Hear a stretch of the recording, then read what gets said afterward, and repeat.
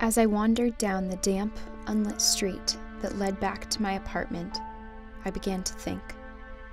I know, thinking can be dangerous, especially for someone with a brain like mine. Anyways, as I was walking, I began to let those ever so dangerous thoughts into my head. What was I doing with my life? Here I am, 25 years old, living by myself in a tiny apartment with the salary of an entry-level McDonald's employee. Which would be okay, since I work at McDonald's, but I have worked here since I was 16 years old, and I have yet to be promoted. I am at a dead end. This realization hit me hard. I had no real future. I was useless. I walked over to my answering machine. I noticed there was one message. I felt a little glimmer of hope swell in my chest.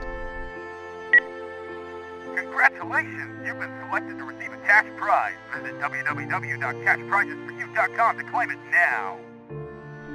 A telemarketer? That's what I had gotten so excited about? A good-for-nothing telemarketer that thinks I am so pitiful that I will fall for his stupid tricks. Well, I guess this was no different from any other night. No calls, no messages. As I flip through the channels on TV, my eyes drift over to the counter. Many times I have looked at the leftmost drawer of the kitchen counter. I know what's in it, but I haven't been able to open it in months. I'm afraid of what I would do next. At least, I was. I guess this is it. I slowly lumber off the couch and over to the kitchen. Dead end. My words from earlier echoed in my ears like a sick, teasing child. I take out what was laying in the drawer. I feel the cold metal against my hand. After all this time, I had finally built up the courage to open that drawer. A little bit of pride passes through me, but I don't let it last. There is nothing about this that should make me proud. Dead end. Dead end. There is nothing else to do. The voices are getting even louder now. I guess there is no escaping them now. Only one thing to do. Dead end.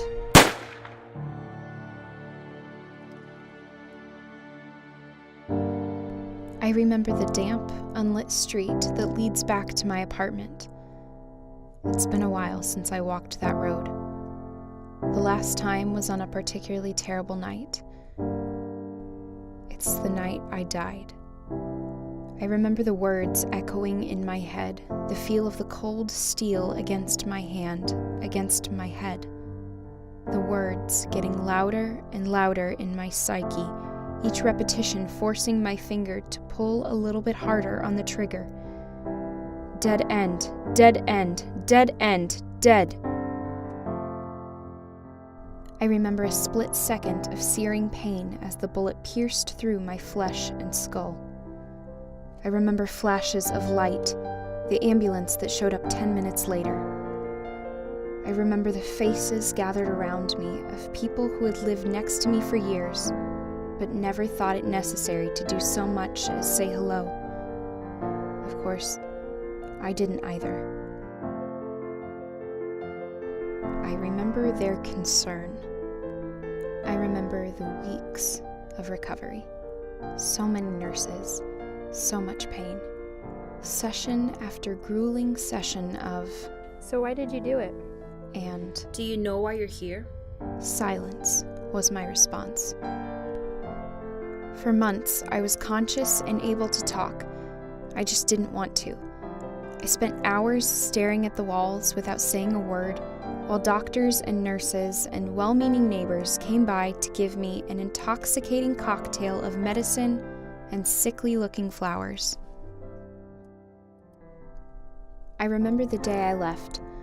I had nowhere to go, but I knew I couldn't stay at the hospital. I couldn't go back to the apartment where so much pain had been manifest. I had to go somewhere. I remember seeing a church with a warm light, a welcoming beacon when the world around me was frigid. I remember walking into the church and finding coffee. Good, free coffee. I remember the man in the blazer who called himself Pastor Mark. He offered me a cot in the sanctuary with only one request, that I stay for the service the following day.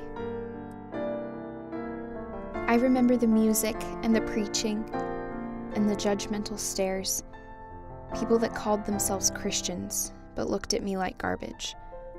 Granted, I wasn't my biggest fan either. I was the one who shot myself, after all. But I remember Pastor Mark. He showed me love, compassion. He gave me a purpose, a savior, a home. I remember the day that I died. A bullet had pierced my skull, and yet somehow I lived. I remember the day that I began to live again. Coffee had warmed my stomach, and love had warmed my heart. I remember my Savior, my salvation.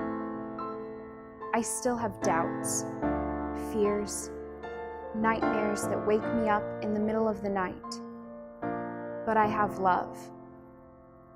I remember the day that I came back to life.